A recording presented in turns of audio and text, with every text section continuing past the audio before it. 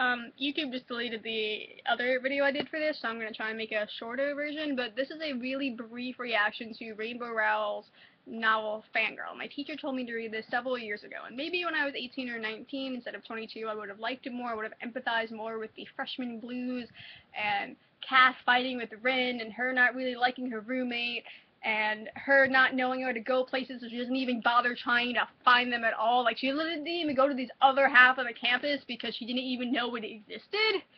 I don't know, maybe it's because I go to a school that's literally 2 buildings, and it's not really that hard to navigate. I mean, sometimes it's still annoying to find certain rooms because there's certain floors I don't need to go to, but whatever.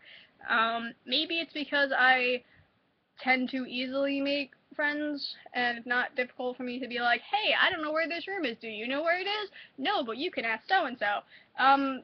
So, I don't know, it's just a lot of mixed views. I thought I was really going to like this book, and then I just left with nothing but disappointment, because it was called Fangirl. We didn't really get Fangirl. We got Kath writing fanfiction and freaking out over her dad because something was always wrong with the dad, and then freaking out because she was always fighting with her sister, and all these other things, which I know it was more of a coming-of-age story than a fangirl story, and I just feel like the title Fangirl just didn't fit right. It was just disappointing and angry. And like, she had the older boyfriend, it was cute, she was scared of intimacy, but she always wanted to kiss him, but she never did till like the last 30-40 pages after they kissed, like way early on in the book. And it just, I don't know. Fall semester was okay and build up, and then spring semester was just a blur of stupid things. Like, you're in college, I want to see some of your stupid college things. We didn't really experience her at parties. We experienced her going to go find her sister, and then fighting with her sister because her sister went to text her roommate, come here 911, and then Kath came running to go find her instead of her roommate, who also was named C, had a C in her name, like Claire, Charlie, I don't know, Courtney, I don't know, I just expected more. I am a fangirl. I've been described as so nerdy it hurts. I know what it was like to go through the Harry Potter experience of crying when the book came out, and crying during the movies, and going through all that, and dressing up, and wondering what you're going to be like in Hogwarts, and writing fan fiction. Like, I do Marauders fanfic that I'll eventually finish with my friend Jade, and I know what it's like to be like, I need to write this thing, so I'm not going to leave my room until I do it.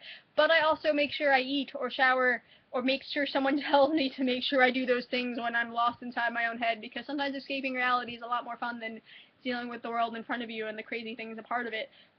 But you can't really escape life completely. This is entertaining coming from the girl who literally took out 4 books from the library and just read 3 of them this weekend. But I walked my dog frequently because I'm house sitting my dog, which is why my room is different. I made sure I went to the store. Like, I purposely was like, okay, I know me, I'm going to read for this part of the day, then I'm going to go out and do things, and then I can go back and read, but I need to make sure I get out of the house. She didn't really leave her dorm room a lot. It wasn't really depression, it was more so just like, I need to do this thing, so I'm just going to do it. And I don't want to do the assignment, so I'm not going to do it. You're going to fail. That's how it works. If you don't do an assignment, you will most likely fail, especially when it's your final thing.